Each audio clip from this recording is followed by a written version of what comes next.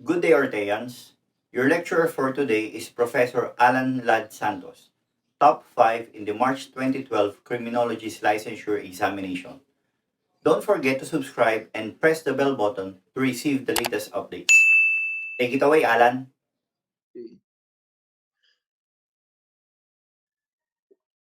Tandaan nyo, may tatlong growth phases ang hair. Okay? So ano ang hindi kasama dyan sa growth phase ng buhok? May tatlo lang yan, guys. So, ano ang hindi kasama dyan? The hair root is determined by hair current, following the growth phase except. What is the answer, guys? Anong pinakasagot dito? So, anagen is one of the pieces of hair. Actually, yan ang pinakauna. Telogen, yan ay kasali din. Pangatlo yan. Mamimili tayo, setagen ba o catogen? Okay? So, anong sagot? Okay, Mexico, you are correct. So, ang hindi kasali dyan, setagen, because catogen, kasali. Yung pangalawang is ng growth of hair. So, remember, anagen is catogen phase and telogen phase. So, please remember that. Okay, salamat. Thank you sa pag-answer, Mexico. Okay, let us now proceed to number 14.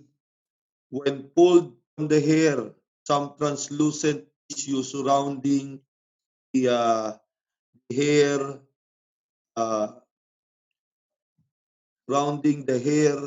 shaft near the root may be found. This is called what? Okay, these are the choices, guys. No? What is the answer? Okay, what is the answer? This one. Okay. I want you to take note of this. The keyword is some translucent tissue surrounding the hair shaft near the root may be found. Anong sagot? Follicle ba? Hair follicle? Follicle root? Or follicle tag? So, anong sagot dito? Ito yung guys, pag binunot nyo yung buhok, ito yung kulay white. Pag binunot nyo, nakakita kayo ng translucent. Parang transparent na makikita mo na may substance doon sa hair root. Okay? So what is the answer? Anong sagot?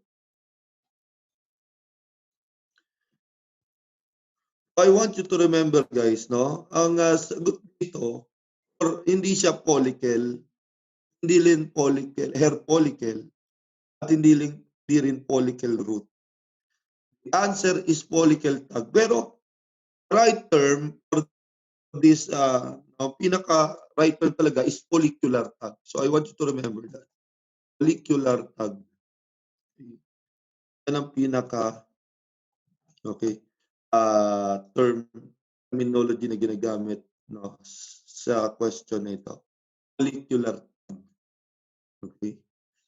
So, kaya tandaan nyo, ang follicular tag ay isa rin sa pinagkukunan ng DNA. Okay. So, that is why nakakasali ito sa special crime investigation because ang goal ng special crime, mga ganitong uri ng ebidensya. Hindi mo ang gagamitan ng simple investigative technique. Kasi alam natin, investigation is an art. Okay, pagdating sa mga ganitong klaseng evidence, we will use the tool of investigation, yung tinatawag nating instrumentation. Okay? So let us now proceed to number 15. What is an indispensable tool comparing the morphological characteristic of hair. Morphological characteristic of hair, guys, no? Ito yung tawag natin, it can be the diameter, the length, and the hair color. Yun yung natin point of comparison kapag compare natin, no, human hair. So I want you to remember that, no? Point of comparison natin, no, the thing, no, of human hair ay tatlo. No? It can be diameter, no? It can be length, or it can be the color. So, please remember that. Okay? Pero, para makita natin ang mas accurate, okay? Mas accurate, ang morphological characteristic, ang hair, ang color, pati ang diameter. Anong ginagamit nating instrument, guys? What is the answer for this one? Okay. What is the answer for this one? Number 15. So I want you to remember, guys, the answer for this one is comparison microscope. Okay, letter A. Comparison microscope. Let us now proceed to number 16. Lina, I told you that pagdating sa hair comparison ng tao, okay, identification ng tao ay length, diameter, or color. Kapag sa animal naman, if you will compare sa animal hair compared to human hair, human to animal hair. Okay. So, ano ang tatlong basis mo? Ano ang tatlong basis mo? Isa dito, hindi kasama doon sa tatlong basis. So, what is the answer, guys? Anong sagot dito? The following are particularly important in animal hair identification except. Yes, Rose, and you are correct. Okay.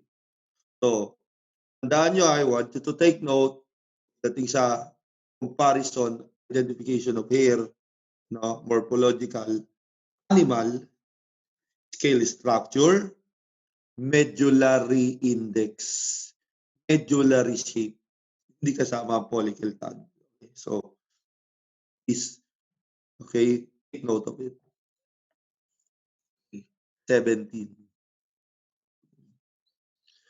When comparing hair strand of human hair, the criminalist is particularly interested in matching the following. I already told you. The following except. So this is a very easy question na sa inyo kasi tinype ko pa. No? Tinype ko pa to sa ating comment section. So ano ang hindi kasama dyan? Okay, so the answer is yes, Mexico, nota. None of the above. So, hindi yan nota, guys. Baka mamaya, nakalagay nota, none of the above. Okay, so, in relation to investigation, guys, no? Okay?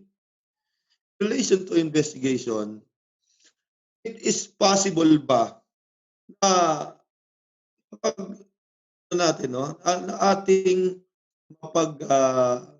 determine, malaman kung ang buhok ay pwersahang, no, sinabunutan, ay pwersahang inalis sa katawan o sa ulo. Okay? It's possible to determine if a hair was forcibly removed from the body. Letter A, yes, when hair is forcibly removed, a follicular tag may be present, ng unang choice. Yes, when hair is forcibly removed, shaft may be present, Okay? Buo pa yung shock. C. No. When hair is forcibly removed, a medulla may be damaged. Okay? Letter D. Yes. When hair is forcibly removed, hair root may be present. So what is the answer for this one? Ano ang sagot? Okay? Dito. Paano natin malalaman if tayo ay maging investigator ng isang krimen? For example, rape with homicide. Kasi 'di ba pag rape with homicide, one of the defense of the victim is sabunutan yung kanyang attacker o rapist. So pag sinabunutan niya 'yon, okay, baka may makuha kayong buhok sa kamay. Ano mo malalaman na ang buhok ay sapilitang tinanggal o persahang tinanggal, okay, sa ulo? What is the answer? So many of you answered because of a hair root. But I want you to remember, guys, malalaman mo kung ang buhok ay persahang tinanggal sa ulo kapag merong follicular tag. Pag merong follicular tag. Okay?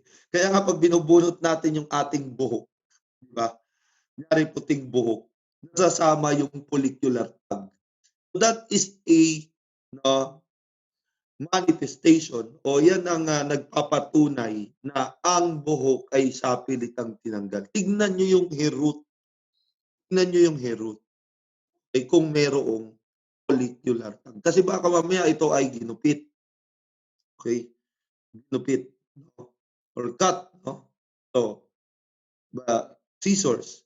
So the answer is letter A. So please remember that. Kaya importante ito, guys, sa isang investigation. Okay?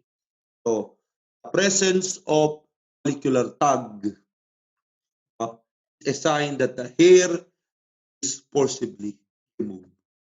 If you want to learn more from him, take our Road to 1 Million challenge.